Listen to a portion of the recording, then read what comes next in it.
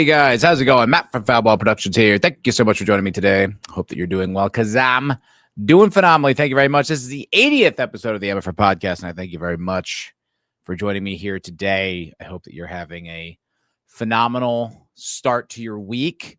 September has begun. Summer is officially over. That sucks, you know. Even though I'm 40, summer still feels like vacation. Still feels like all the good times happen between May and September. But, yeah, that's over. That's over. Though I do live in Texas and it won't be cold for another like 3 months. So, you know, I get to still pretend it's summer for a long time until one day you notice.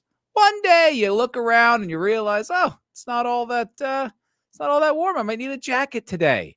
Like when I was at the rodeo last year and I was freezing.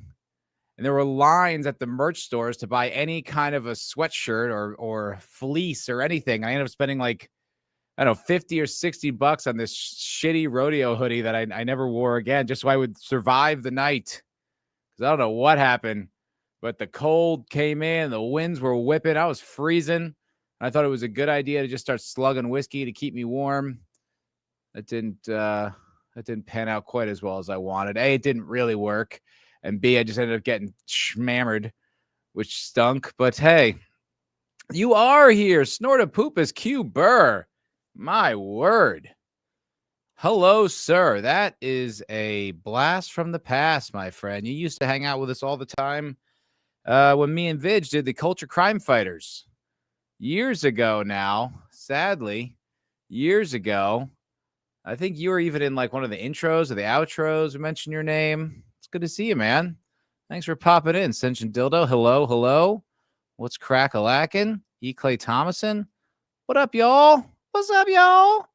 Hanging out on the MFR on this Tuesday night as we ring in this summer, this 2025. Man, I know they say it when you get older, and it's boring to hear people say that, but it's true. When you get old, man, the days, the years, the months fly by. I can't believe this 2025 is almost over. 3 more months. Feels like it just got started. But it's almost over. It's been wild, you know. I was thinking back on like someone posted something from the Hurricane Katrina. And Hurricane Katrina, there was like a video and it said it was 20 years ago today when like Kanye and Michael Myers were talking about we're talking about the black Bush people. Bush doesn't care about black people. That infamous video, and that was 20 years ago. And I was like, wow, it's funny. That feels like longer than 20 years ago to me, whereas COVID feels like much less than 5 years. You know, it's weird how like time dilation, like everything that's happened since COVID seems like COVID was only like a year or two ago, but it's been 5 years. It's gonna be 6. You know, like 5.5 years ago is when that kicked off. And it's like crazy that it's happened that fast. It just feels like every year since has just been flying. Like the Biden administration flew by, as bananas as it was. And everything that's happened since, it's just we've been in a time warp. You know, it's hard to like wrap my mind around. And I don't feel like it's just me. I mean, it might be. It might be my perception is my own, right? But I just feel like that's the way things have been. I don't know. It's been pretty strange. Pretty wild. Yes, indeed. Way back when. Want to hear something crazy? Endgame was 6 years ago, lol. Yeah, I remember that. It was like the before times. You know, that really was. There's a line. It's pre 9/11, post 9/11. It was before COVID. That's when that happened. And, you know, just running around, living your best life, being free. Who knew what was on the horizon? No one could have predicted it. No one. Pat S? What's going on, dog? How you doing? Try living through Katrina. It sticks with you. Feels like yesterday and 100 years ago. Weird. Yeah, what's up, man? All the old school, all the old homies are here. I love this. This is great. This feels like 2022 all over again. Well, it's good to see you. It's good to see you, fellas. Hope you guys are all doing well on this September 2nd. And yeah, I'm here to talk about some pop culture, some current events. What's been going on with me? Not too much. Watched some college football over the weekend. I rooting for the Longhorns because I don't have a college team, so I feel like just rooting for the Austin team is as valid as any other because, like, who cares? I don't really have any affiliation that I'm betraying. Is it like a fuzz? I live in a cloud of cat hair. I really do. This must be a different time for you, Matt. It must be a different time. I could be in a different timeline. Maybe I skip timelines. Who knows? Hard to tell. I don't know. But anyway, watched some college football this weekend. Had some good times. Other than that, working on another video for the Foul Ball Film and Television channel. Some videos over there doing okay. My layer cake video it's got 300 views. And my Alien Earth review approaching 500. So if you haven't checked those videos out, be a part of the hottest trend, boys, because they are to the moon. Picking up subs over there, which is fun. That type of content, pretty much apolitical. So you just get to, just to talk about movies and things you enjoy or hate. And that's been fun. Other than that, what are we saying here? Matt should join the Dabbleverse. He has to hate Stuttering John as much as anyone. I don't really have an opinion about Stuttering John. Like, I know about the Dabbleverse because of Chrissy Mayer and what's that show? Who Are These Podcasts? And they talk about them. And I pretty much only know about them because they talk to Anthony Cumia, whom I'm a fan of. And then they would often talk about Opie. And I would watch some of that stuff. But, it gets to the point where I watch some content and I I'm just uncomfortable. When the whole target is like, let's just mock what an idiot this guy is. I feel bad after a while. Doesn't make me feel good to watch it, and Stuttering John, I was never really all that familiar with because I never listened to Howard Stern, like ever, I was aware of him, but I was a big Opie and Anthony fan. So I became like a Opie and Anthony guy. And then they had like, the radio wars for a while. And I was like, yeah, fuck Howard. He stinks. But I didn't really have any real strong opinions. I never listened. Everyone talks about how great he used to be, how funny he used to be, and that's fantastic. Oh my God, this cat hair. Why? I just bathed in it. So itchy, so annoying. Anyway, oh my God. But yeah, so I never had any relationship with, I don't have any mental, the only thing I know about Stuttering John is he's a lol cow now. And I feel bad. I don't know if that empathy is misplaced, but I'm just like, I don't know. It's just so embarrassing. I just cringe and I look away and I'm just like, I don't really like it. Yeah, same shit with war. It seems like it was another lifetime and last year at the same time. Oh yeah, well, you've had real war on your doorstep. Yeah, it's weird how that is, man. It's weird how your brain like compartmentalizes certain things and your perception of it warps and changes. It's weird that I have 30 plus year old memories now. Like 35-year-old memories. It's like when I was a kid and you'd hear someone say that. Like, oh God, that was 25 years ago. You're like, geez, that was a while. Now I'm like, oh yeah, no, I remember that. Graduated high school. What would that be? 22 years ago now? That's a while. That's a long time. That's a long time. Yes, WATP and the Shuley Network. Yes, exactly. Yeah, I think those guys are funny. It's kind of like EFAP, with the EFAP guys when they just kind of, I was listening to a video today where they were talking about some guy who turned on the critical drinker because he praised Andor. And this guy was like, you're supposed to join us in the fight for Disney, or fight against Disney. And how could you sell out? It's just like, dude, I don't know. Is it really necessary to smash this like autistic retard? I just start to be kind of like, once in a while it's funny, but like when it becomes your whole brand is just like we find cringe and we trash it all the time. I don't know. And then what's implied is, you're so much smarter and not cringe. And it's like, well, I hope you're putting out stuff that isn't, because now people are going to start making comparisons. I think when you're too much of a critic all the time and you don't produce anything, after a while it starts to become, the lens starts to turn on you a little, I think. And that's kind of how I felt about those guys after a while. I was just like, I don't know, shut up. Why don't you just be funny without using these guys as like a punching bag? Can you produce other content besides that? Just got bored with it. I don't know. Really annoying. E. Clay Thompson. University of Texas is a longtime rival for my Arkansas Razorbacks, and I won't hold it against you for not.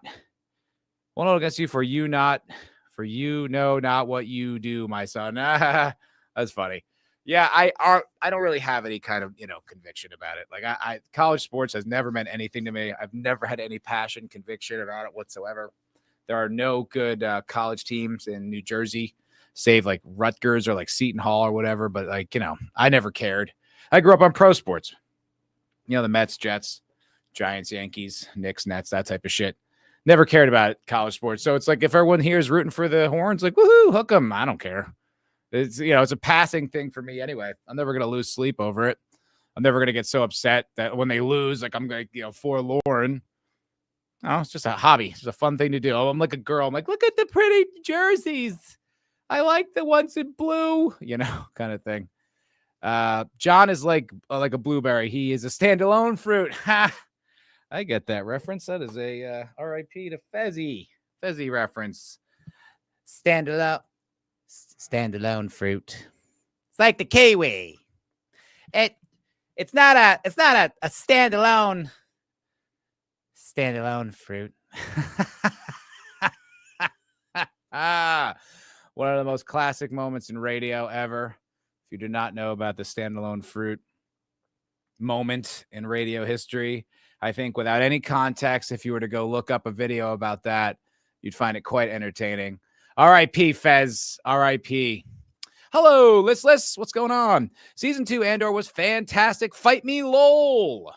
I didn't watch it. I heard it was good. I heard all of Andor was good. I heard it was great. I heard that those exact words from everybody. God, this cat hair. So annoying. I heard everything. That's everything I ever heard about it. And I just couldn't give myself to try. Like I started up, wasn't even paying for it, found a way around that. And I was watching it and I was like, I just, the whole concept, I'm so turned off by Disney Star Wars. It's like a girlfriend who's like repeatedly cheated on you. And she comes back and she's like, hey, I've changed, and maybe she'll change for a little while, but it's just so hard to expunge all the memories of all the time she wronged you. And that's just how I feel about Disney Star Wars. I just can't, even if it is good, I'm like, that's almost going to highlight how much worse everything else that you've produced is, how bad the universe around it is. I can't, I just can't, I can't give you the chance to, I'm out. I heard it was great. That's all I've ever heard. That's what's that guy's name? Tony Gilroy. He made a great movie with George Clooney and Tom Wilkinson called something. Can't remember, but it's a very good movie. So I had high hopes. I imagine like that guy's very talented. I was pretty sure. I think he did he do Go? Or he did something early on in his career where it's like, this guy's got, he's got pedigree. He's got enough talent to be able to make something good. So I wasn't shocked to hear that. I just couldn't emotionally commit. I was like, nah, no thanks. No thanks. What's my NHL team? The Devils, I guess. I don't care about hockey. What do I look like, a fucking Canadian? We're not on Zach's channel, okay? I am not into hockey.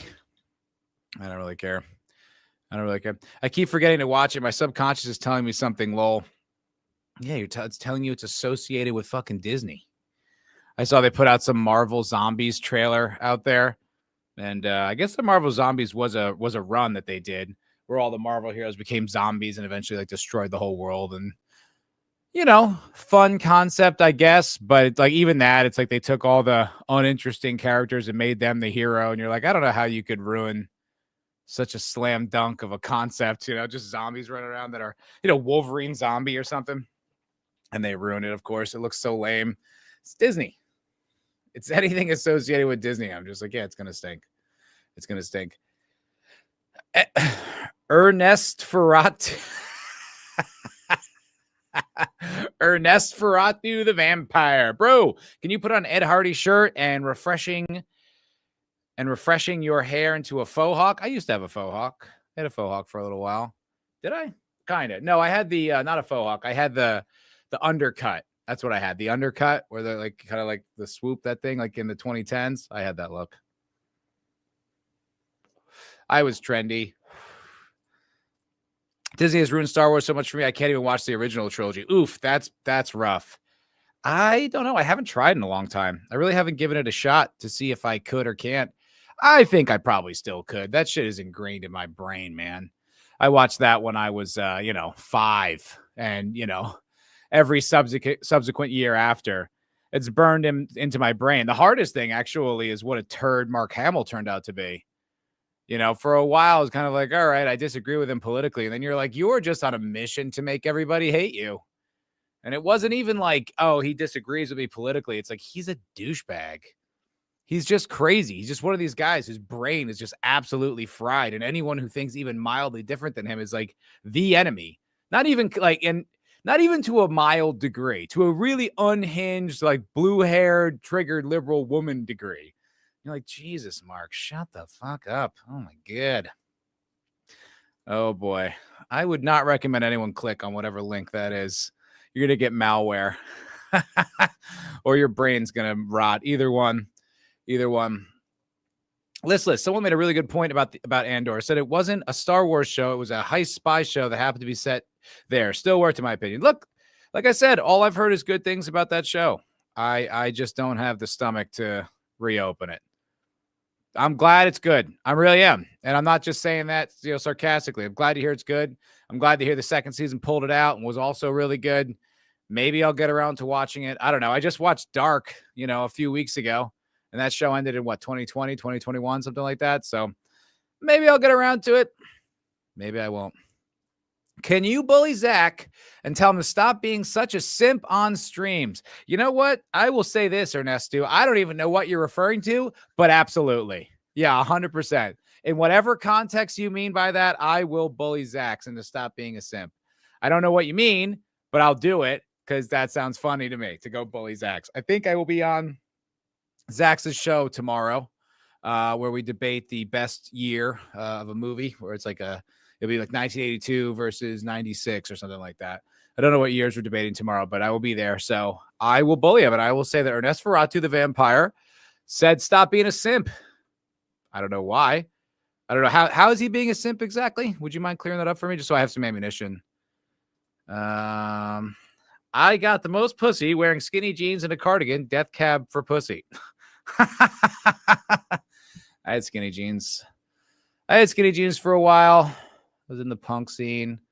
I did okay. Mark Hamill is a knob. Now my masculinity is being challenged because I'm not clicking on Senshin Dodo's crazy link. Oh my God, what is it? Okay, it's not actually me. Oh, the Sopranskis.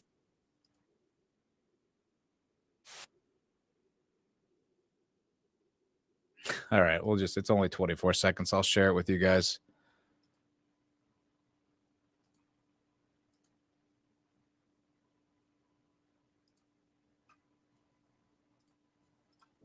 I love The Sopranos so much. I want to be a gangster and eat cold cuts and leather jackets all day long. Am I Italian? No. Do I get anxious when someone raises their voice in public? Yeah. All I want to do is eat lunch in a strip club with like a bunch of dudes and we're all wearing way too much hair gel. And that's the life of a gangster.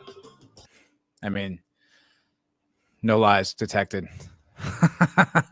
That guy's the man. And I will tell you that many Italians that I grew up with also felt that same way. All right. Dark was good. It got a little convoluted at the end. I thought the ending, the very last ending, no spoilers, was a bit of a cop-out. I don't want to say much more than that because the whole show kind of hinges on that, but I was like, oh. I mean, that's good and all, but it just kind of, I felt like it took the sting out of what the entire show was going for. But I really enjoyed the ride, so I can't say the show was bad. I liked it. And it wasn't woke. It was pretty good. It was a pretty good show. All right. Okay. Let's talk some actual stories. Been going for 20 minutes just yakking about absolutely nothing. Let's deliver. Let's deliver on what the what this show is all about. Okay, so I'm sure I don't know if you guys have heard. I don't know if you're aware. It's one of those stories kind of slips between the radar. I don't know if you guys know this, but the country of Palestine and Israel, countries of Palestine and Israel are currently at war with one another. It's a tad controversial. Once again, not everyone is chronically online as me, so maybe you haven't heard about it. I will say, though, I have hope now that the conflict will be resolved within days. I wasn't confident about that until just today, but some new developing news has happened. We've gotten some new some new diplomats have stepped in to help mitigate the crisis, which I think is good. And that's look, Godspeed to all these people. But one hero has stepped up to try to solve this crisis for all of us, which is great. More peace, the better. Where did you come from today? From Israel. Okay, well. Okay, well, listen. I'm going to say this. I'm very grateful that you're here as humans, and I'm treating you as equal humans on earth, regardless of where you come from or don't come from. Thank you for being here. We're grateful, and thank you for being loving and kind. And although it's controversial, maybe, I also want to welcome people in the audience from Palestine, because we have a belief that we're all equally human. And, yeah, so that's it, guys. No worries. That whole conflict wrapped up. Good work, Chris Martin. Thanks, buddy. You really said what we were all thinking. You really put a bow on the whole situation. You're not a pretentious, to borrow a term from the chat, knob. Fucking dork. Dude, these people, the fact that they believe that was not a cringe thing to do under like normal circumstances is like unbelievable. But in context with that conflict, shut the hell up, man. What are you doing? You think that helps? Is that gonna bring the world together? Is that just gonna save everybody? Was that your big Live Aid moment? Shut up, you tool. And so brave. God, how brave of him. He'd like to, hope this isn't controversial, but I'd also like to welcome people from Palestine in the audience. Oh my God. I'll be thinking about this for weeks. When that whole Coldplay thing happened and that guy got CEO or whatever got busted cheating on his wife, and I was like, that's what you get for going to a Coldplay show. Who goes to a Coldplay show? They've always stunk. Chris Martin's a twat. Oh my God. How fucking annoying is that? And everybody clapped indeed. Indeed. What a douche. I just saw that. And I was like, oh my God. I thought it was going to be worse. The headline was like, oh, he embarrassed Israeli people at the show. He brought them up on stage and humiliated them. No, he didn't. He humiliated himself. He just didn't want. He just was like, whoa, no, it's Israel. A lot of people who like me don't like Israel. I better also reach out to Palestinians. Tool bag. Live Aid prolong the civvy. I believe that. I don't really know anything about much, but I don't think these celebrities have the influence that they think they do. Ugh, golly. You guys are really going hard in the chat right now. Honestly, Blacks is the most radical extremist I've ever met. Wait, did you talk about why he was being a simp? Did you say that earlier in the chat? I kind of scrolled past some stuff. You guys are talking a lot in the chat right now, so I didn't really catch absolutely everything. But what is the reason? Why do I have to bully Zaxxon to stop being a simp? Can you please elaborate so that I know exactly precisely how to bully him tomorrow? Because I will do it. I will do it. Scout's honor, baby. Live Aid prolong the Civil War inadvertently caused a couple 100,000 more deaths. That's pretty funny. That's what you get for getting involved, Bruce Springsteen. I don't know. Snort a poopus, Cuber. I tend to keep my opinion about Israel Palestine to myself. I don't want to trigger humans. Yeah, maybe you should. I hope there's not going to be some radical polar bear insurgency that's going to come down and wipe us all out. I don't need. Lord knows we don't need that. We don't need that. Zach's, as bad as Zach's is, fundamental Islam is somewhat worse. Somewhat, just slightly, ever so slightly. Okay, he's Canadian. That is a strike against him. No question about that. Strike against him for sure. And Sims for VTuber thirst traps. Who are the... Oh, you mean Cine? Oh, come on. Cinevere's great. I love Cinevere. He's a terrible podcaster and you pray for his family. I agree with that. I can't bully him on behalf of Cinevere. Cinevere is a sweet angel sent from above to warm our hearts with big giant Asian titties. I can't not for Cine. Other reasons, sure. I can't join you in that cause. Call me a simp if you want, but I love Cinevere. She's wonderful. Okay, let's talk about the story of the day. Story of the day.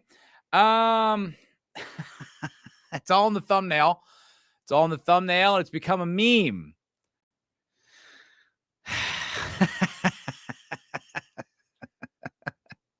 It's like, it's a sketch, right?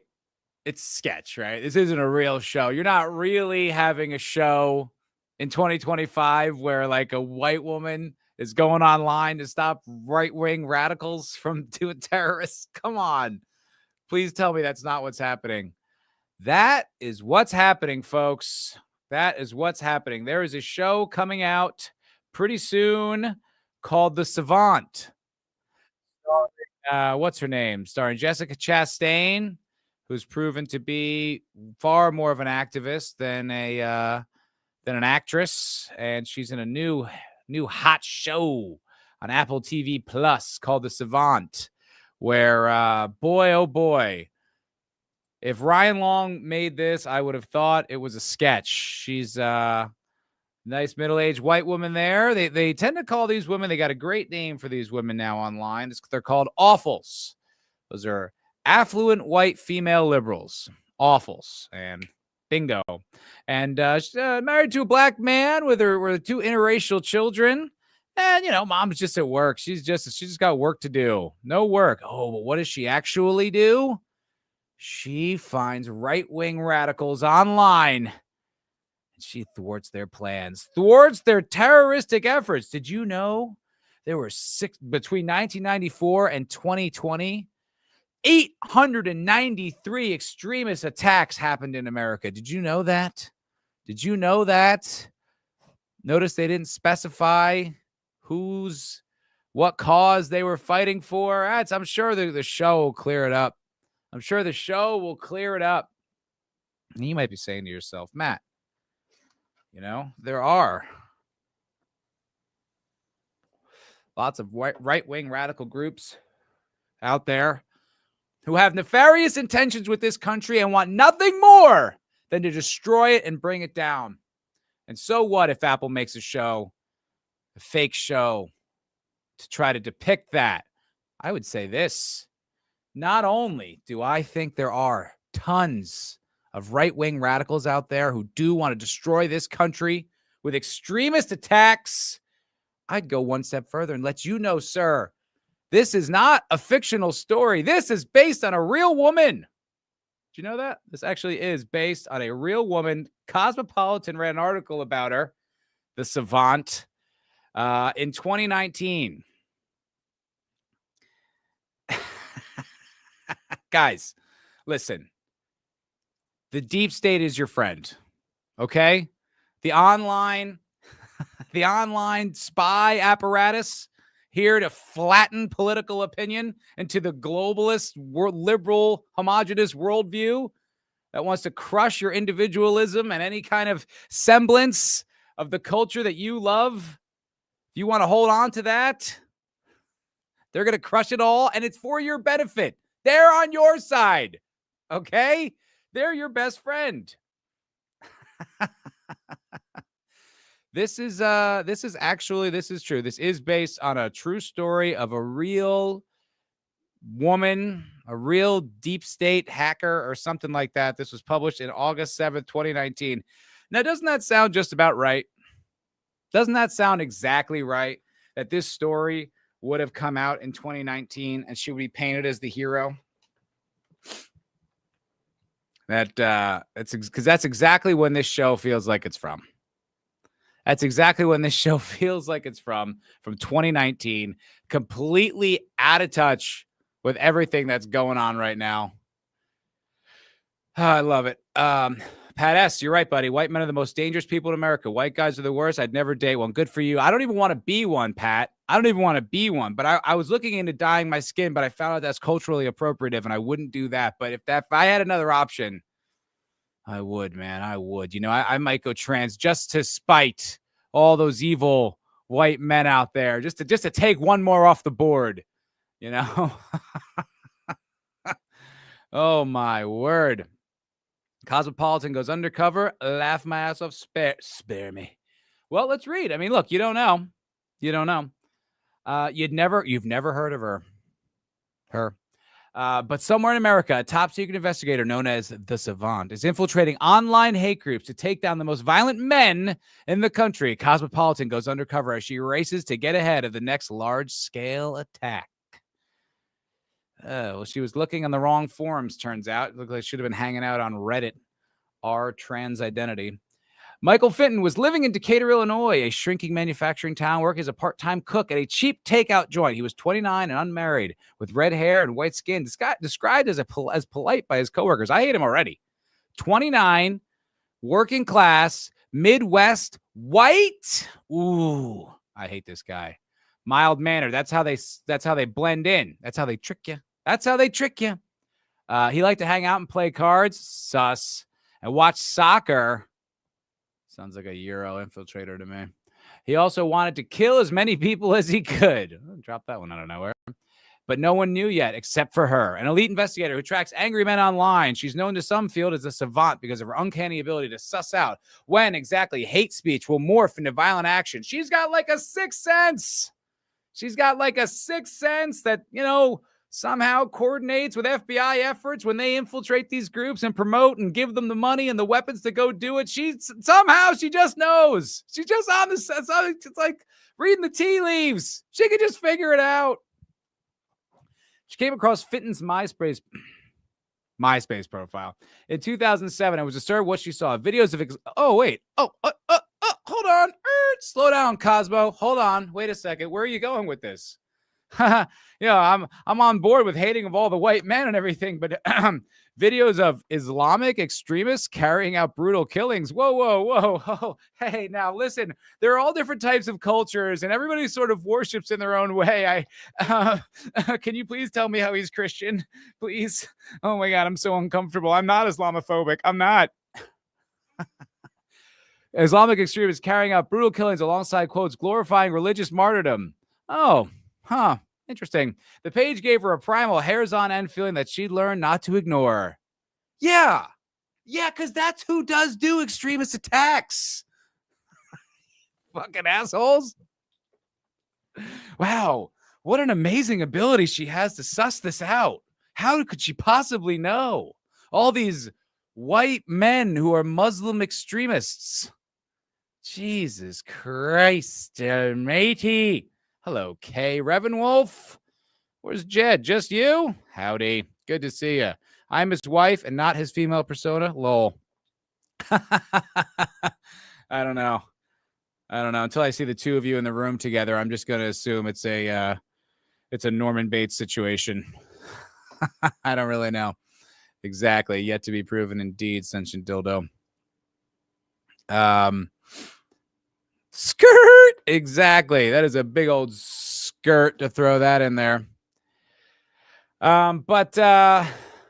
So she stops. They stop this radical Islamic guy.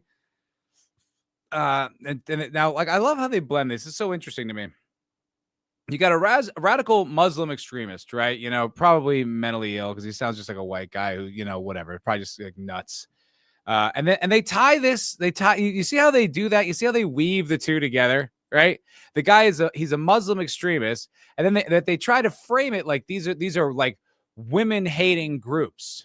You mean Muslims? Like, is that what you're like? They would no. These are right wing online extremists who hate women and carry out extremist attacks. They're jihadis. What now? That last part. Don't worry about that last part. That's not important. What's important is they hate women and they're online and they're men. But yeah. So there's actually a true story behind this, and it's everything you'd expect it to be. I mean, she, what's it with colleagues at the ADL and goes online to infiltrate hate groups. Blah blah blah. This show's going to be an absolute hoot, and I can't wait. I cannot wait. I think it's going to be a lot of fun. Pat asks, when I get lost in New Orleans East or 9th Ward, I'm never scared because there are no white working class Protestant men there to harass me. Exactly. They are the ones who cause the most violence. Do you remember that was going around? Like pre-COVID, that was really going around quite a bit. That was like the talking point, that white supremacist groups are the cause for like most violent actions or something. I mean, the deep state had really lost their ever-loving minds. I mean, you forget, because it was just 4 short years ago. Forget just how absolutely batshit everything was when there was no outlet. I was watching Carl Benjamin on the Lotus Eater podcast today, and they were talking about, I don't know if you've been paying attention at all, but in England, they're having a big moment in England, and good on England, good on them. It's about time you stood up.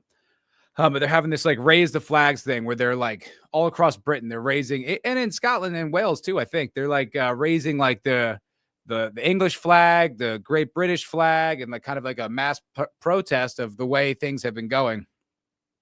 And it's controversial. People are getting arrested. There's all this stuff. People are calling them Nazis and supremacists and this, that, and the other because, they're waving the flag of their country, and how dare you, in response to all this stuff that's going on. And, it seems like the people of England actually really, truly, as a group, have just had enough, that are absolutely fed up and are protesting. And it's like, good. But Carl brought up the point that how much of this has to do with Elon purchasing Twitter. And I think that's a great point. That's a great point because, even pre-Elon buying Twitter, right? Like you could find information, you could find the truth, or you could find counter narratives or excuse me, like questions, but it was hard. It was in an ocean of propaganda that, was very hard to navigate and very hard to disseminate. And with things like community notes and all these different other ways to like suss out nonsense, like there wasn't really a way to get like a kind of broader consensus. We certainly didn't have like AI. So, you really had to like kind of pick and choose, and like information was hard to come by. It was like passed in like coded messages and all that. But once you introduce, this sort of like, almost exclusively a free speech platform, and then you see the amount of people who actually do agree with you and actually do, for in England's perspective, how many people do think that, England should be preserved. It's a country that should be preserved. We shouldn't have to be pushed around on our own land, from their perspective. And, and so then it grows and it spreads. It's like, yeah, they might get arrested if they post on that platform or whatever, but they can still see it. It's not like North Korea. It's not blocked. They're able to get the information. So you start to see how much more people really do share your opinion. And it isn't this kind of like, oh, this consensus that anyone who does this is like a right wing. It's like, that's actually a very narrow cohort of people who really are like subversive and want to kind of undermine the country. I mean, you saw it with the with the elections with Trump. It's like the first election, he doesn't even win the popular vote. Wins the electoral college. Second one, kind of hard to say what happened there. Sets a record, and somehow Biden set a better record. But this one, devastating, crushing thing. And it's like, well, what changed in the past 4 to 8 years? It's like, well, the access to information has changed. We don't have like a homogenous media outlet anymore where you have to like kind of parse through it. It's like you get so much more direct access to information, and so many different voices are out there that you can really, get like streams of information that are completely unfiltered, that don't have to come through some news agency that's like, staffed with people with an agenda or editors with an agenda, where it's like now you just get the information.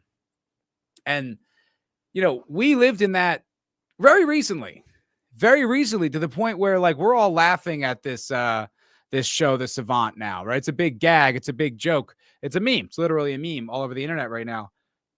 But just a few years ago, like this would have been taken deadly seriously. It's already mocked like before it even comes out. So it doesn't even really have a chance to be anything. But right now, but like just a few years ago, it's like they were running with these stories, these narratives that, white men were like the most dangerous people in the country. And that was like in the news. And if you disagree with it, you're a white supremacist, That's how it used to be just a few short years ago. I mean, look what they did with COVID just a few years ago. Yeah, virologists banned from X or from Twitter because they disagreed. Doctors, like Stanford doctors, banned. It's a brave new world, boys and girls. Nadia. Hello, Nadia. How are you? What is going on? It kind of sucks. Trump can't get more done before we lose the House in 26. We'll see. We'll see what happens.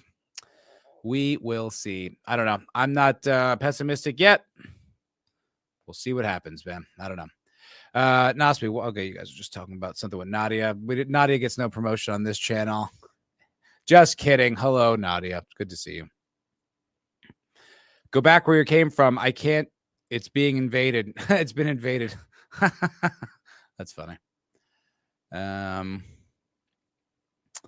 Pettis. The Irish are so fed up that they will probably elect a brain damaged MMA fighter as their next president, or whatever those people call their leader. Yeah, I don't really know about the politics in Ireland. My buddy is he's from Cork, but he's not all that political. Like I kind of asked him, like sort of gently, like how like he felt or his family and friends felt about like the immigration stuff. And I don't know if I didn't get the impression he was very keyed into it. So I don't know. Like I know they live on a farm in Cork, so they're not like in Dublin. They're not like in any of the cities areas. So it's like I don't know if they have passions about it. I don't really know. I've seen demonstrations from the Irish people, but I don't really have all that much insight onto what the Irish people feel about it. But it didn't seem like they were all about it. Didn't seem like that to me.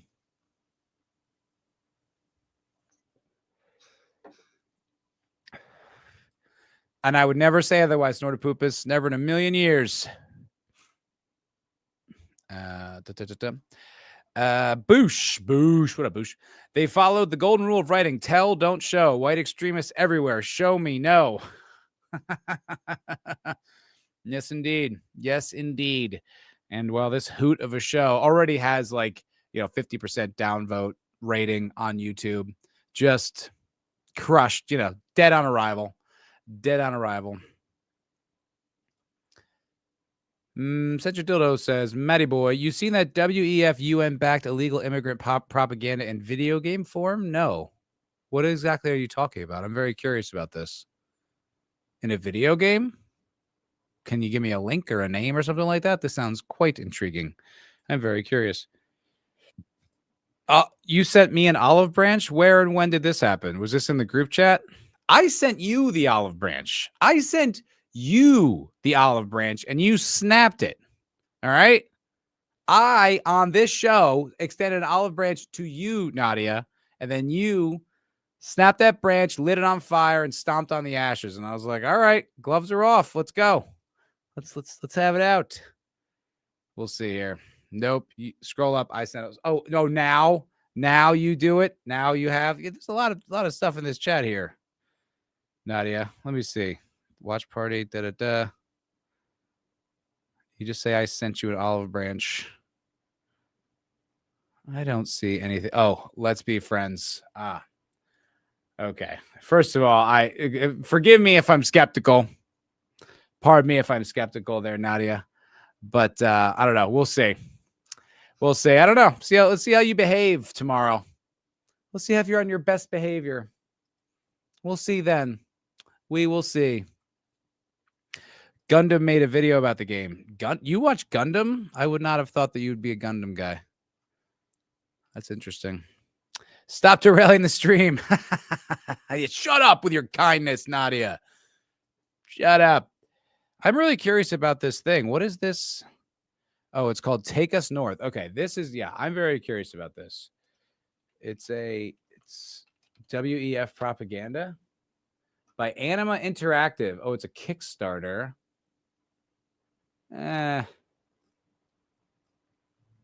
don't know. I see a Kickstarter with a total of $58,000. Oh, they're trying to cross the southern border. I'll share what I got here, guys.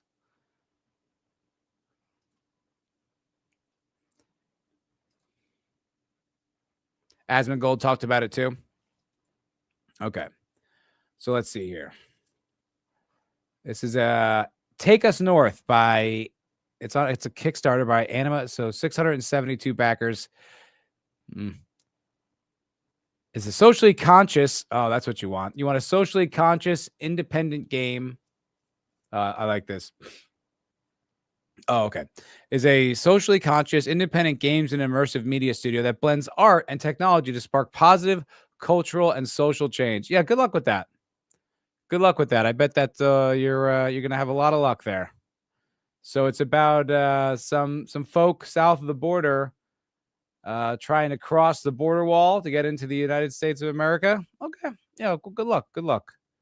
I hope that that works out for you guys. I bet this is gonna be a big hit. I mean, $60K is not exactly a lot of money. Honestly, if you can make a game with that little, it's like, all right, good for you. Hit their stretch goals. Humanize migrant stories. What I don't understand is it's not that we don't understand your argument, and it's not that we don't think that they're people. You know, the hardest part is that they are. It's just that it's untenable for life in this country if we just have an endless stream of illegals coming in here that do also, there are dangerous people amongst them. There's only so many resources to go around. There's only so much housing. There's only so much healthcare. There's this many millions of people using all these services and not paying tax money. It's more that type of shit. It's not that we're like, oh, wait, you mean they're people and they have feelings? We know. It's like, it's amazing how the left patronizes you when you don't agree with them. It's like they have this like weird like cognitive dissonance where it's like if you disagree, it's like you must not have had the propaganda yelled at you loudly enough. It's like, I heard you perfectly clear. I completely understand your point of view. I disagree. I disagree. I heard you. I heard everything you said. I even empathize with some of what you say. I disagree. Okay? It's like their brains literally can't handle it. So their minds are just not set like, no, but I heard the propaganda. I immediately stopped thinking for myself after that. Why haven't you? Maybe if I yell it loud enough.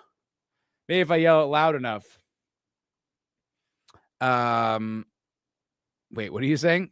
Please play this video of Zach's. I've been worried about the guy. What video? I see no link. Okay. Let me see.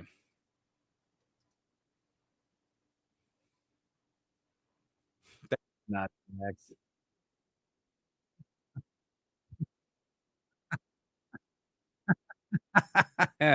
He does look unhinged. He does indeed look unhinged. This actually kind of brings me into the next subject. So I do find that like talking about like the left point of view and like disagreeing with it, but like empathizing, you know, like understanding where they come from, you know, and sometimes I really genuinely do. Like I know why they say the things they do. I know what they think will happen if their policies are implemented. I just feel like we have enough evidence to prove that that's not where it goes. We've seen enough, you know, real world evidence that actually it doesn't work the way you say it does. But there's a few that I flat out do not empathize with and I don't understand. I just genuinely do not get. I don't know where they're coming from. I don't know why. One of them is homelessness. I don't understand how the left-wing point of view is to be compassionate, is to just let people rot and drug themselves to death on the streets. I don't understand why that's the compassionate left-wing thing to do, to ruin cities, spread disease and trash and filth, and let these people just rot and die on the street. Like that's the kind empathetic, bleeding heart liberal point of view. Like, why? Like, I honestly can't identify with that at all. Like, I don't even understand where you're coming from. Like, where it's like, okay, that's the misguided leftist point of view because, you know, you think that the government can solve things and not make them worse. It's like, but this isn't even that. You're like, no, you should be able to. The other thing, real illegal immigration has never been tried, comrade. Exactly. No, the other thing I don't understand why the left is so supportive of it is crime. I don't get that. Especially when they say they bleed, their hearts bleed for minorities, right? It's like, well, when these crime spikes happen, who do you think's the most affected? Who do you think gets it the worst? It's like people in poor, crime-ridden communities. Like, I genuinely don't understand that. So this is a debate. They do love crime. I don't get it. They do be loving crime.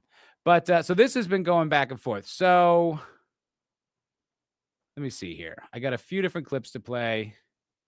Bear with me for just a second here. All right. So here's like a mainstream like news lib guy. This is his take on this particular situation. I'll just let him talk about it.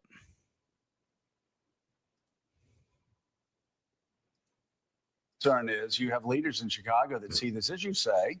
We've been reading about this for years now, every weekend, and maybe crime has gone down. But, you know, we had the mayor of Chicago on last week saying, oh, we don't need any more police officers. Police officers aren't the answer.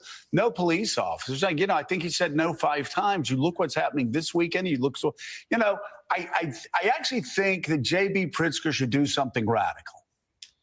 I think he should pick up the phone, call the president, and say, you know, and I know you don't have the constitutional authority to deploy the National Guard here and to police my. You can do that in D.C. You can't do that in Chicago. But let's partner up. These are the most dangerous parts of my state.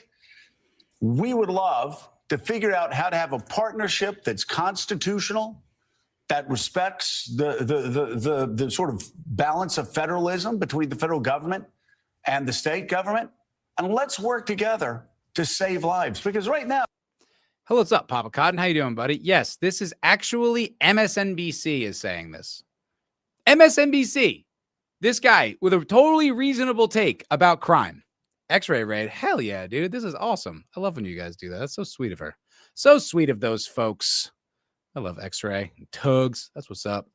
That's what's up. Thanks for popping in, y'all. Papa Cotton. Yeah, so this is MSNBC saying this. So this is Chuck Scarborough Country, or whatever the name of his show is. And then this is the mayor of Chicago in response to said suggestion. Maybe not directly in response to him, but in response to Trump suggesting such a horrific thing as to police crime in the city of Chicago. Are you prepared to defend this land that was built by slaves, a land that was built by indigenous people, a land that is built by workers? Are you prepared to defend this land? It sounds like that's what they want to do.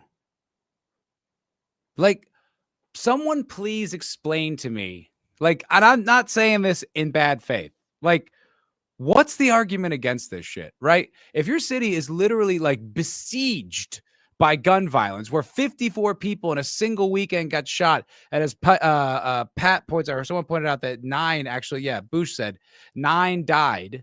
9 died in one weekend and 54 people are shot. And this guy, like, this is his response. Indigenous people and slaves built this land. What the fuck does that have to do with absolutely anything? Those are the people, right? The descendants of slaves. Those are the people that need protecting. And you're like, stand up against this, stand up. It sounds like you want them to riot when the National Guard shows up. Well, why? Like, I honestly don't get it. Like I said, some of this stuff, like the liberal welfare state, I get it. Their ideas on like healthcare, all that stuff. I understand why they think that. Like I said, from their perspective and from like the perspective of like human compassion, they're not wrong. It's just that when it gets implemented, it will be wrong and it'll be worse. I totally understand all that. What the fuck is the argument here? Like, someone please make sense of this for me. Someone please make sense of this for me. And the good news is that despite this, there was another response. There was another response to this. Hold on one second.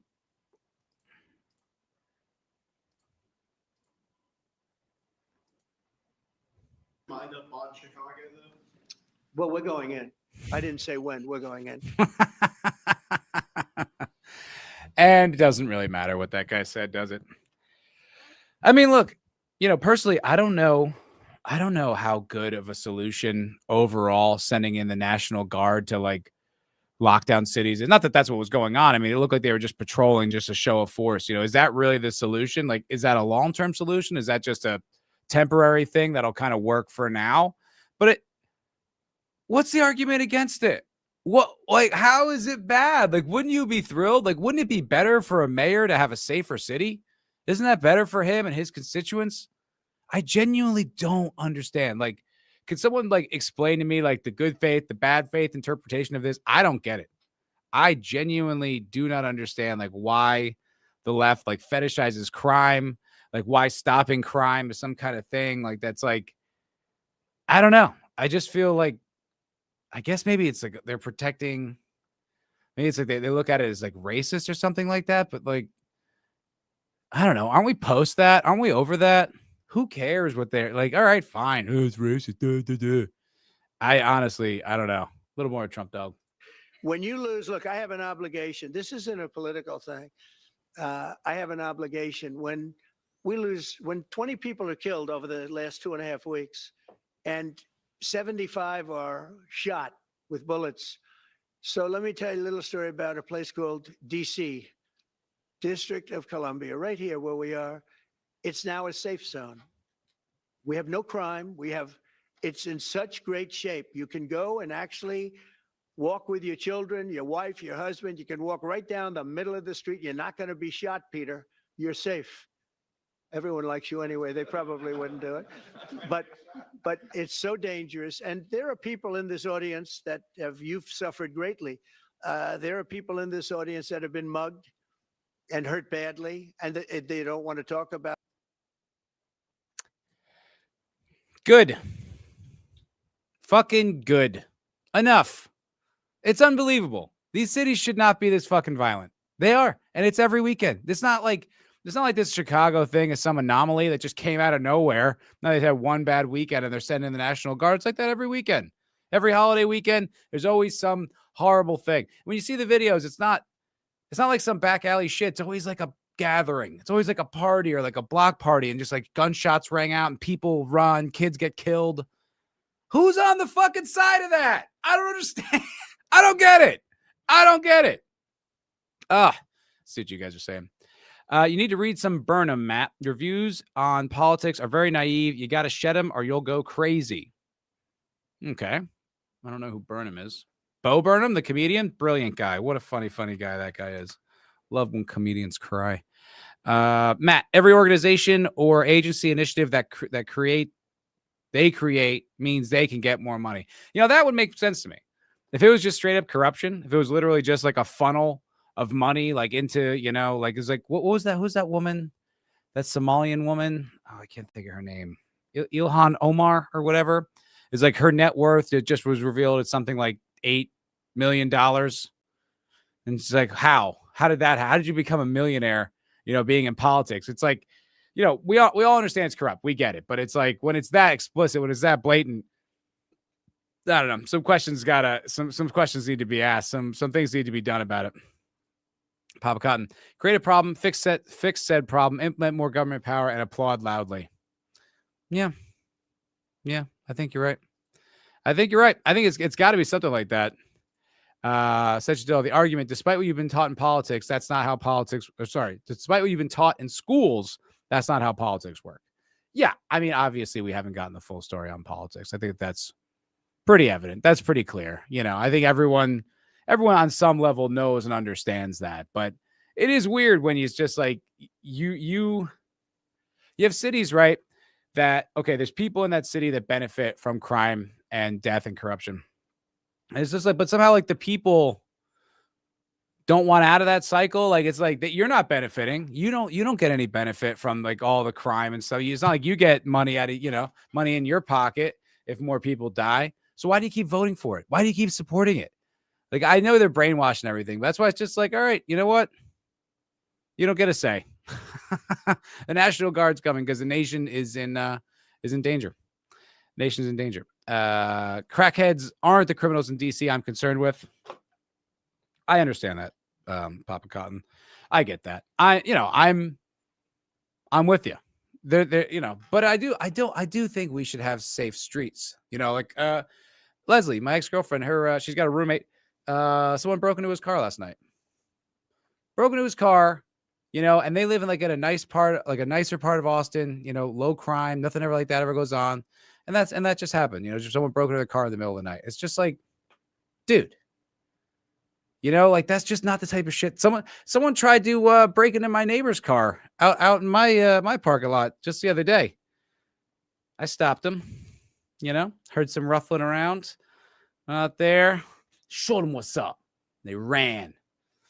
They were kids, but did happen. And it's like, it's crazy. That's crazy, man. Like, it just should not be. Now, to Austin PD's credit, they did get here pretty fast. So, but I don't really think these major cities, some degree of like criminality is kind of inevitable, but like 54 people shot in a single weekend. And you're like, we don't want any help from the National Guard. Insane. James Burnham, not Daniel. It's Daniel's who came up. All right. I'll keep a look at him. The American philosopher died in 1987. All right. I'll take a look at him. Sensor Dill will be able to give me some peace. Maybe. I don't know. I'd start with the Machiavellians. Give me a lot of homework. Give me homework. I just want to play video games. I just want to continue playing Kingdom Come Deliverance 2. Okay. I got to save the kingdom. All right. Marashov or whatever is in danger. I need to save it. Okay. King Wenceslas is still rotting in prison. And what am I doing? I'm gallivanting around the land picking flowers. We got a kingdom to save, people. Jeez. What's up, Zax? Hello, Zax. I'm supposed to bully you, although I don't necessarily agree for the cause. But what's his name? I forgot. What's his new name? Did he leave? Oh, I think he left. I'm supposed to. Oh, yeah, there we go. Ernest Veratu the vampire wants me to bully you for being a simp, Zax. For being a simp. I'm not entirely his argument. He said it was about the VTubers, and I was like, I will not bully you for Sidivir. I love Sidivir, and she can stay forever. But I'm supposed to bully you. That was the order, and I said I would, but then I didn't realize what I was agreeing to. Boosh, remember Horrible Bosses when Kevin Spacey's firm was busier, so create a new position, decided to take it for himself and get more pay, but no extra work. Same concept. That would actually make sense. That would honestly completely satisfy my my curiosity. Because I'm like, you literally have these like cities that are just drowning in crime and gun crime and deaths and bullets. I get it. When the people are like, it's racist if you go save that town. Like, that's crazy. That's way crazier to me. It's like, I don't know. We should be able to have peace. We should be able to have cities where they're not so dangerous you can't live in them. Matt, look up Katie Nicolau. She's buddies with CC. Oh, Katie. No. I was actually thinking about good old Weather Katie the other day. I hope she's doing well. Godspeed, Weather Katie. Godspeed. What else we got going on today? Oh, yeah, I was going to do that.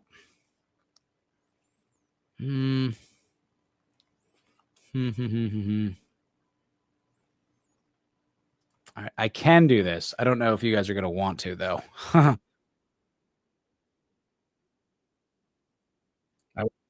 Goes for a little while. If you guys get bored, let me know. I wanted to do a video about this, and then I decided it really wasn't worth a whole video. But I figured we'd talk about it today. I don't really have much else planned, so we can go there. See what you guys are talking about in the chat real quick. Zax, Bloss gets super jealous if I pay attention to anyone else. He's cringe, but worth it. All right. I'll tell him.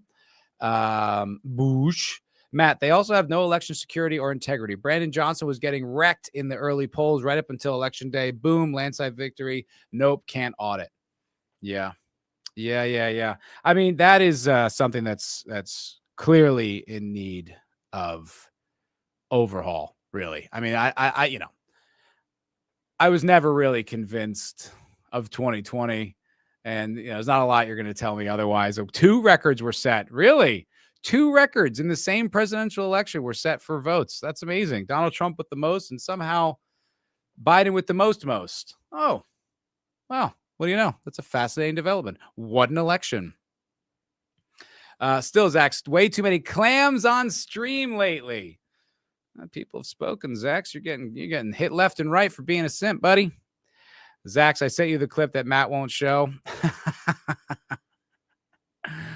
Dildo, the clams just show up. Zax's milkshakes bring all the girls to the yard. All right, let's. So this happened last week. I was going to do a video on it, and then I decided it really wasn't worth a whole video, mainly because it's passe. But I did like seeing that it brushed up against someone that I listen to a lot. So I'm sure you guys are all familiar with what's the Sargon of Akkad, Carl Benjamin, British conservative commentator, really smart guy. I think has a good backbone in like philosophy, understands how to discuss a lot of this stuff, and recently had a dust up online with James Lindsay. Now, if you'll remember, the formerly credible Lindsay used to actually be a pretty sharp guy, especially when it came to like all the woke stuff, when the woke insanity had taken over America and kind of the world. Lindsay was a pretty solid voice, like, understanding it and like fighting back against it. And then when Trump got elected and the October 7th happened and a lot of different things started to change in the landscape, well, suddenly he became very obsessed and concerned with the woke right. This group, this elusive group that's very hard to define and pin down. And it really just seems to me that whenever someone on the right picks up a position that some sort of collective also on the right disagrees with, this becomes the moniker. I thought it was fairly interesting, and I wanted to discuss it a little bit. So let's watch some of this video from good old Sargon of Akkad over here.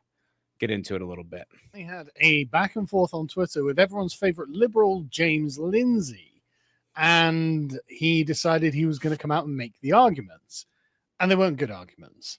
So he was arguing that, in fact, Britain is sovereign. Actually, liberalism has served Britain just perfectly, and there's no difference really between what Britain has and what Israel has. Now, I made the point that no, Israel has a state that is acting in the interests of the Israeli people. And so I kind of baited him a little, saying, well, I support the Jewish claim to a Jewish homeland. Don't you? And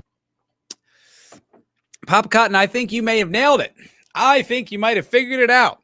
I think you may have unlocked this elusive code that was very hard to decipher. I was there. I was in my lab with runes and microscopes, magnifying glasses, ancient texts, and I was trying to decipher this code. I couldn't. What is the common denominator that links these groups? This woke right. Who are they? Oh, they just happen to be people that criticize Israel. Oh, okay. It's actually quite simple. It's not very complicated at all, indeed. Typical, I didn't leave the left left me, libtard behavior. See, that's the thing. I do think Sargon is right a bit. I don't think he's 100% right. I think he's correct in the sense that James Lindsay and Sargon used to be one of these guys to credit, like that just a few years ago, really the talking points were, let's return to classical liberalism, right? That was the perspective for a while. That was kind of just becoming like, that's a return to sanity, like 1990s America, just classical liberalism, where we kind of just accept, people as individuals and, liberties, enforced laws, blah, blah, blah. And Sargon has moved past that. He's now, I don't think he's a liberal, like even philosophically, even like in the Lockean sense whatsoever. I'm following him there. And Lindsay is still a classical liberal. And I think in that sense, he's right. However, I think, honestly, more astutely, Cotton is, I think that's really more of the point. I don't think it's purely just a classical liberal versus conservative argument. I think it really has to do with, are you on board with the Israel lobby and their aims or not? I really think that's more James Lindsay's point of view. Same thing with like Jordan Peterson. A lot of these people, I think it's like, oh, you are anti-woke and anti-like hegemony until we brush up against some other hegemony, and then now you're not. Now you're not at all. It's like, oh, America first when it serves your interest. Not necessarily all the way, though, eh? Let's see. And he said, no, I'm not going to play that game. I said, no, I'm asking you why you accept the idea of collective rights for one group, that is the Jewish Israeli claim to Israel, and not the English claim to England. And so the fun begins. Real quick here, Central Dildo, you're saying that was his perspective before he started to study it. Yeah, that's true about a lot of people. That's true about me as well. I mean, that's, there's a lot of presuppositions that our society has been made with. There's a lot of assumptions and givens that are just ingredients in the cake that make up, a political discourse and sort of American culture and politics. And I think many of us didn't realize that those aren't all givens. They're not all, granted as, like a commandment. There's room for interpretation on a lot of this. There's actually some wiggle room. There's some ways of looking at stuff that isn't necessarily like, this isn't settled science, as it were. There's actually lots of different perspectives on it. Ernest Ferrato. I let him know your desires to bully him, but like I said, I can't agree. I can't agree with the reasoning. I do like Cindy a whole lot. Cindy's one of my favorites. She's the best. So James, I'm going to read through his whole reply because this is just an eye-opening reply for someone who's calling everyone else woke right. He says, you know the difference. The Jews were scapegoated and oppressed in nearly every country, especially the European ones, while they were stateless. Israel was reestablished rough. Look at this book that James Lindsay has written on the subject here. Look at this. Look at all this.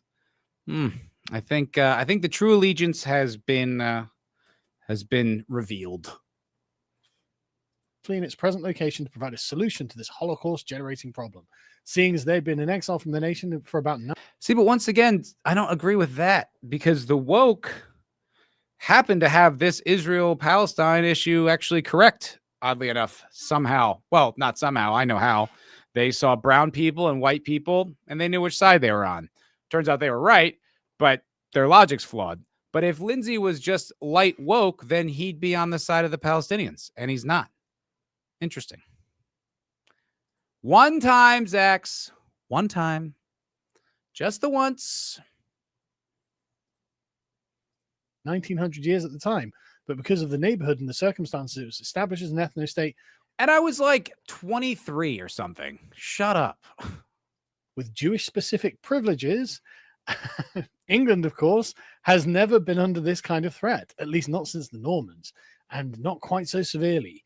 And then he tries to, I mean, this is amazing. The English are also a bit of a complicated mix of people groups. Not really. If you want to get really ethnic about it. So now, that's the core of his argument. And so we have established a couple of things. It's a special case for the Jews. It's not the same for you. They get something different. This is the third rail, Carl. This is what Carl was trying to avoid. Carl was trying to not pick a dog in this fight. And Lissa says she doesn't care. And it's like, quite frankly, I don't either. but I have to care because my country pays for it. And then it's become illegal, so to speak, to disagree with it. And once you tell me that, and once you start attacking me for having a different belief, well, generally that actually makes me go harder in the other direction. Then you start doing a little bit of research, you start learning the real history, and you're like, oh, hold the fucking phone. There's some stuff to get into here. We got some big old questions. Because of historical oppression. Sounds kind of woke. And then he gets into the sort of, as AA put it, the Robin DiAngelo deconstruction of who even is English actually, who actually would be claiming the right to England. And he finishes by saying, well, look, you are actually just trying to be a Nazi. And what I was going to conclude in the video that I never ended up doing, Sergio was saying he's all for all the gay ass shit. Therefore, but it's in the form of 15 years ago, hence woke light. Sure, I think yeah, there's plenty to be said there. But I honestly, if you're gonna use that term, which it's so weak, but if you're going to, because like when James first started introducing this, like when he didn't come with a definition. He just started throwing it as an accusation. And I was like, who the fuck is this? What is this woke right concept? That's when this was a few years ago. And I still thought Lindsay had like credibility. And I was like, what is this? Like, what is this term that he's using? Or it was like a year ago or whatever. And I'm like, what is he talking about? And so I started like thinking about it. Like who could this apply to? And it's like, well, there is this weird, like pseudo kind of nationalist, like, bond that like supposedly like, you can't be MAGA if you're not supporting Israel. And you're like, what? How is that America first at all? And then you start to see that these sort of patterns of behavior and sort of patterns of speech that really it's just like Israel can do no wrong in the eyes of these people. And there really is no line. And it's like they're right no matter what. And it's like all these like power dynamics and oppression dynamics. You're like, well, if anyone's woke, that sounds woke to me. It sounds like there's no logic that can be introduced. There's no sort of nuance. It's like, no, this is how it is. And if you disagree, you're a Nazi. You're like, well, I don't know. That sounds woke to me. But that's not who James was talking about. I mean, genuinely, like, I'm genuinely trying to be charitable. But he just ends up, it's worth mentioning that while discussing German citizenship in the Third Reich, Hitler, blah, blah, blah. Oh, my God. Right, so okay, James. Everyone else is woke right, but you are woke right for the Israelis. And everyone who critiques this or wants a state that acts in the interest of the nation itself is Hitler, apart from the Israelis, who... Listless, I guess I'm a Nazi then, big whoop. That's the funny thing about this, is it's like, if you don't support Israel, you're anti-Semitic. It's like, you honestly think that would work now? You think after all the years of being called a bigot or a racist or a transphobe or a misogynist, all that shit, and I still like defy that, like those monikers, and I believe my own politics. It's like to the point where that has all just become noise. You think now you're going to call me anti-Semitic and then I'll just agree? You think after all that, I give a shit about terms like that? Unbelievable. It's Boosh. They can't listen, think, or remember, Matt. They just repeat the ever-changing script. That's it. That's exactly right, Boosh. That is exactly correct, Boosh. You nailed it, buddy. I'm not putting that on the screen, Cotton. It was always the women. Oh, yeah. Is this the 1984 quote? It was always the women, and above all, the young ones who were the most bigoted adherents to the party. The swallows are the slogans, the amateur spies, the nosers out of unorthodoxy. Yeah, that's from George Orwell, I believe, from 1984. Who have got a special out because of historical oppression. And so I replied to this by like, look, James, this is very clearly rules for thee, but not for me. And this is genuinely the crux of everything that he's saying here. He said, and I made the point that, look, the Jews are actually not a unique instance of what happens to a stateless people. It's just that most stateless people don't have the resilience of the Jews. And so they just go extinct. And so this is not something that... Yeah, and they don't have the support of what the British army and empire, like forging out a land for them, and then the endless support of every single U.S. president since what, World War I. Yeah, I mean, they're pretty resilient, but they've had a lot of help. I mean, you could probably keep an empire going or a country going a long time if you have the backing of the biggest government in history with the biggest military in history. Yeah, I mean, yeah, Orwell got it right, though, for real. Absolutely. Absolutely. The left is using 1984 as a guidebook, for fuck's sake. Well, yeah, but this is, I don't know what you call this. This is like the neocons. What this is like, this isn't right in a philosophical sense or left in any kind of practical sense. This is the neocons, like, infiltration of the government that has conflated like American patriotism and sort of right-wing values with also like endlessly supporting anything Israel wants to do. Those two are linked in the kind of new neocon like worldview, political ideology. That's what this is. And that is passe as fuck, dated, and I don't know how in any context that's America first. I don't know how that's MAGA. I don't know how that's America first. I don't see how that's anything other than just helping the ethno-state of Israel. That's all I see. Said Jadili, well, the neocons started as Trotskyites. Yes, they did. Fucking commies. Yeah, no, they did. What's Trotskyite? Is it contagious? Yeah, dude. It spreads like wildfire. That's what that whole invasion of the body snatchers was about. Communism infecting people's brains. Unique in history for a stateless people to be mercilessly persecuted by people who have a state. But also, surely this makes the point of why every nation would want to have a sovereign state, to prevent this kind of thing from happening. I mean, the old world is full of ethnic states for a reason. They solve a problem. And again, he points out that this is a special carve-out for Jewish people to have a state that works in the ethnic interest of the Jewish people in Israel, and no one else has allowed it, because otherwise there's something wrong with liberalism and everyone becomes a Nazi overnight or something. And the thing is, I think that it would be madness not to learn from the tragic history of the Jews. And I think any sensible Jewish person would say, yeah, no, why would you want to have a... Well, this is a great video by Sargon. I definitely recommend you guys check out, like, Carl Benjamin does stuff on Sargon of Akkad, but he puts out like usually at least a video or sometimes 3 a day on Akkad Daily. And they're really pretty solid. A lot of it has to do with what's going on in England, which I obviously completely empathize with. That's his country, and they're fighting a very righteous fight right now to keep their kind of sovereignty. But I did find it very interesting that it's like you start brushing up against that, and all of a sudden, it's like, what was that term they coined like a few years ago for like Peterson and Lindsay and like Weinstein? It was the intellectual dark web, right?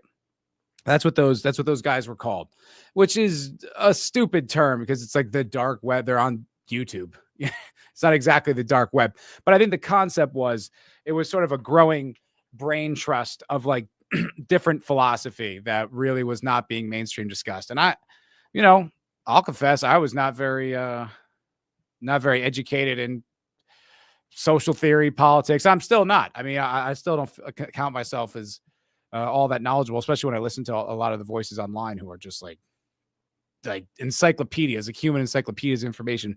But I think that was the first time a lot of us, I'll count myself as one, but I feel like it was reflected in a lot of people, heard like a counter to this really growing, radical, aggressive narrative.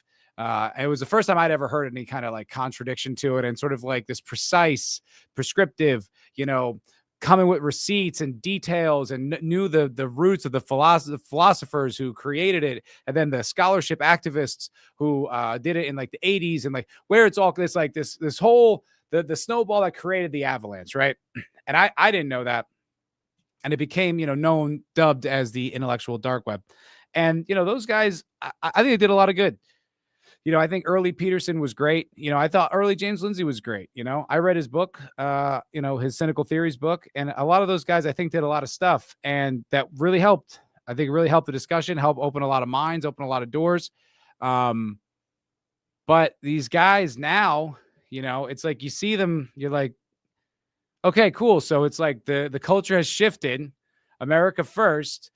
Then in the middle of that is this like really terrible war. And then if you start asking questions about that, you start pushing back on that, all of a sudden, all these guys with all these principles and all these like, whoa, you're getting like completely lack of logic. You're getting illogical arguments pushed back, and you're like, wait, what is your real affiliation? Who do you really give a shit about? And I start to ask some questions. I start to look at them much more skeptically and like, is this what you're really about? Is this your priority? It's hard to say if that's something that changed over time, if that was always there, if maybe that was like some of their biggest donors. I don't know, but it seems pretty evident and pretty consistent to me that those guys, the so-called intellectual dark web, I don't know, the credibility is pretty shot as far as I'm concerned. Forget America first. It's America only. I like that. Sentient dildo. This is very well put. They were fine as a starter pack, but you got to move on from them. I mean, yeah. I mean, who hasn't though? Like I think who still looks at them as like, oh, they're a guide stone. It's like, no, but you're right. They're a great starter pack. They're a great like normie introduction into like these types of conversations and concepts. They're a great gateway for me. Great doorway for me. It was a huge eye-opening stuff where you're like, oh wow, like this conversation just goes so much further beyond all this.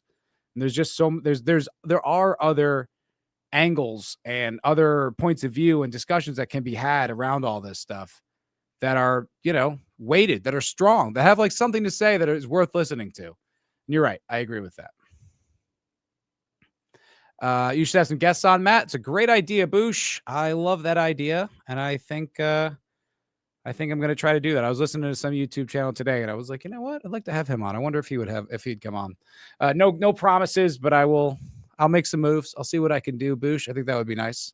Oh yeah. Hell yeah. Fucking, Slapshot. Fantastic movie. It's funny as I'm shitting on hockey. I'm wearing a hockey movie t-shirt. That's funny. I didn't even realize that. I don't know how to read. My lexicon just shifted by my regional vernacular. Yuck. Exactly.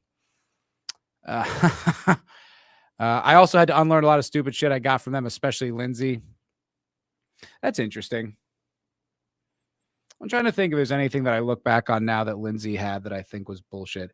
I thought he was onto a lot of stuff that like I couldn't really, my friend Michael, who you guys have met before, he used to talk shit on Lindsay, and I never like I didn't want to hear it because he's like, oh, shut up, you lib, but he was saying that a lot of the stuff that and Peterson too, a lot of stuff that they were quoting, like these sort of like even the left-wing guys, he's just like they're misunderstanding what they're saying intentionally to kind of like poison what they're saying.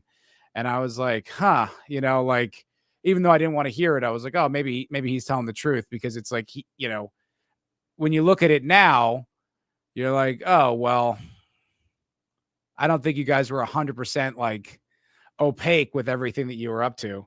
But yeah, I mean, it really comes down to, it's like a lot of it, you really do need to look in it for yourself. It's like you can listen to people, but don't idolatrize. Idolize? I don't know. Don't worship human beings. Don't worship individuals, listen to what they say. Maybe they got some interesting news, but look at it yourself. Think for yourself. That's what I'm saying. Ask Brahma Bull and Machismo. Well, they've been on. I've talked to them fucking countless hours, those two. My God. We'll have to get into an argument about Israel with Brahma. Your commie friend is probably right. Yeah, I know. He's a smart son of a bitch. I don't really like him. Is Michael the one who was sexually assaulted by a crackhead in lieu of rent? I wouldn't quite put it like that, but one could. Yeah, absolutely. Jordan Peterson is a fucking cartoon. Absolutely. Yeah, no, I watched I watched a good video by this guy about Jordan Peterson, like breaking him down. And like, that's what I was thinking. Oh, I'd like to have that guy on the show to talk about this stuff with, because he was pretty sharp.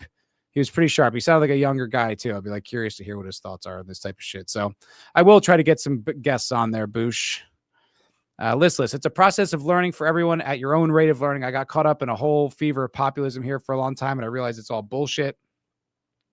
Well, look, I mean, everyone gets caught up. You know, I think I got really caught up, you know, especially during the pandemic, right? When, you know, it was going pretty nuts around here. You know, it's like the country was allowed to be burned down. You know, who knew how long this vaccine tyranny was going to go on? It definitely did look like the election was stolen. Like there was so much stuff going on. It was like, and then, you know, for me, it was like the media was infiltrated with all the, and, you know, I kind of snapped a little, you know, I got very like militant about it. And it's like, you know, we get carried away sometimes, you know, we're only human. You know, I got a little carried away when I thought we were going to war with Iran. I got pretty upset about that. So, you know, it happens. You got to forgive yourself a little bit. Like that's just normal. That's just human, you know. It's what's all bullshit is, you know, up for you kind of like what's the word, up for investigation and sort of dissection. That's where you got to really kind of figure it out. But Central JP doesn't understand shit about postmodernists. That much I've learned. See, that's what Michael always said, that he didn't understand anything about that. And it's like, oh, interesting. You know what? Now that I look at JP, it's hard to say. It's hard to say. All right, folks. Well, that is going to do it for the 80th episode of the MFR podcast. And I thank you very, very much for hanging out with me. I will be back next week. If you guys have not checked out the Foul Ball Film and Television YouTube channel, go give it a look. Some of those videos are cooking over there. I got my Alien Earth review and a video about layer cake. I'm working on another video on My Cousin Vinny. That's going to be a while. I think it's going to be a very big production. So I think it's going to be a lot of fun.